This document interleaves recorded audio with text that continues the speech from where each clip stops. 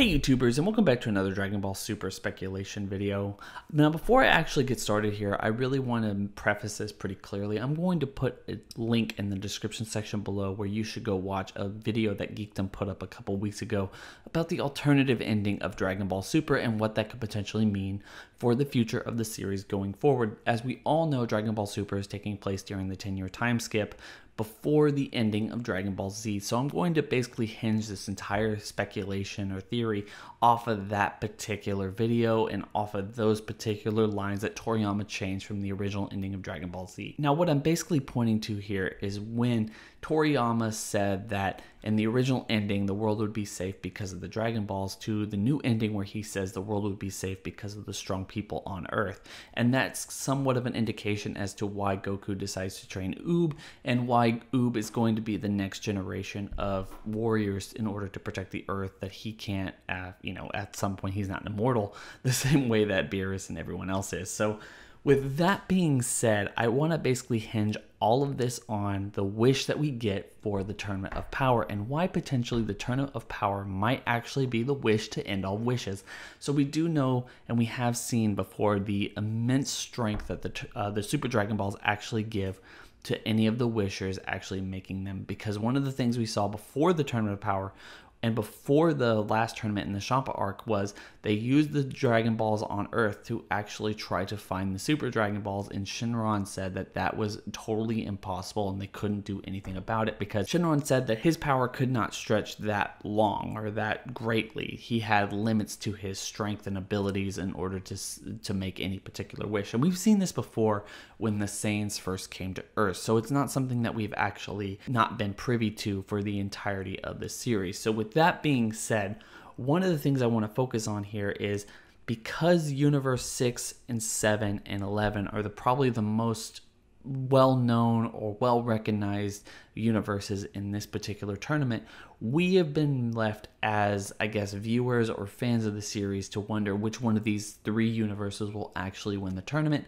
and particularly which one of these universes will actually get the wish. Because one of the things we do know is that the most valuable player, most valuable warrior in any given universe actually gets to make the wish. It's not necessarily the people who get to make the wish who actually win or something like that. I mean, obviously you have to win, but I don't want to get too bogged down in the rules. One of the things I want to actually focus on here is, and I've already done a video about this and we have to kind of take this at face value, one of the things that a lot of us in this community believe is that not all the other universes are actually going to end up being erased. Yes, Universe 10 and Universe 9 got erased so far, but that is just to basically punctuate the point that we are actually going to have people get erased and there are stakes in this tournament. But it's unlikely that all the other universes are actually going to get erased at any given point in this particular series.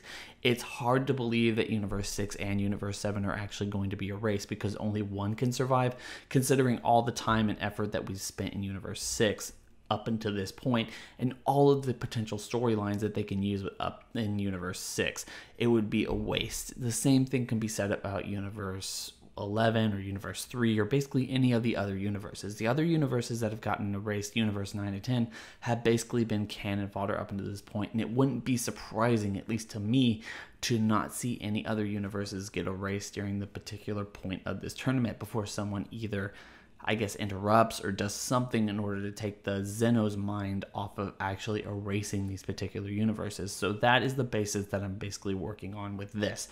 Going forward, though, with Universe 6, one of the things that we've gotten up until this point, and they've been very, very kind of coy about, is the fact that we have two Namekians on Universe 6, and we don't necessarily know what their importance is or why they're being kept secret. But one of the things we do know, or at least can speculate, is the very fact that they're being kept secret probably makes them important going forward. And I've already put my particular thoughts and opinions about what they could potentially mean for the series, what they could potentially mean for the connection between Zerama, or at least explanation of Zerama, or maybe even connection to Piccolo on this channel. But what if, just what if, one of these particular Namekians actually wins the Tournament of Power?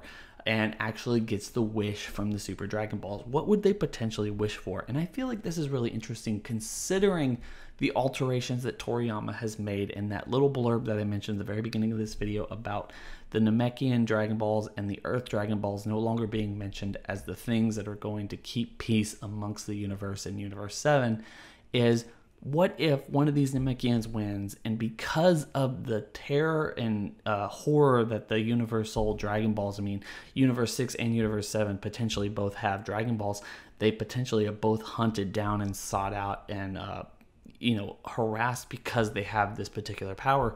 What if they actually wish for the remaining Dragon Balls, anything outside of the Super Dragon Balls, to basically be inert and take away all of the power from the Earth Dragon Balls, Namekian Dragon Balls, any potential Dragon Balls in the Universe 6 realm basically have no power? Why would this be a good thing in my opinion? I think this would be really cool because when you have so much emphasis on the MacGuffins of the story basically allowing anyone to die with no repercussions, as we saw with the Fukkatsu no F arc and killing Piccolo and bringing him back off screen, it just doesn't necessarily make for gripping storytelling.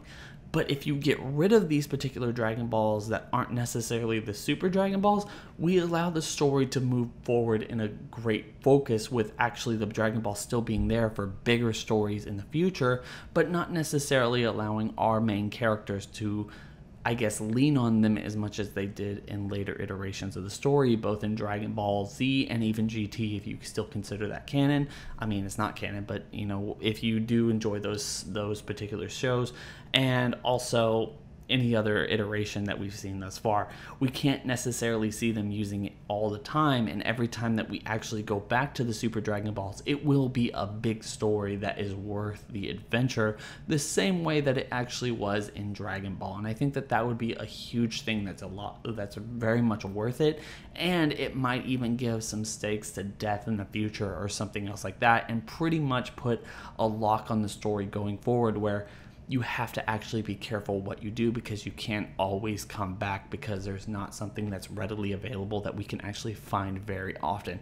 I mean, they did this in the very beginning of Dragon Ball Super, where they explained that it would be possible to find the seven Dragon Balls if we get to the center of the universe, but it is still incredibly difficult for us. And if they keep that particular logic going forward, it might help and serve the future of Dragon Ball Super to make the storytelling a little bit more tense, especially as we get towards the end of Dragon Ball Super's timeline or 10-year time skip into past Dragon Ball Z's ending, and we don't necessarily know who survives or who lives or who dies during that particular time period. So guys, tell me what you think about this particular theory in the comment section below. Do you think it's good? Do you think it's bad? Do you think that this last wish should be the wish that basically ends all wishes outside of the Dragon Balls, the Super Dragon Balls, I mean? And do you like it anyway? Like, I think if you guys like it, tell me in the comment section below. If you don't like it, tell me in the comment section below.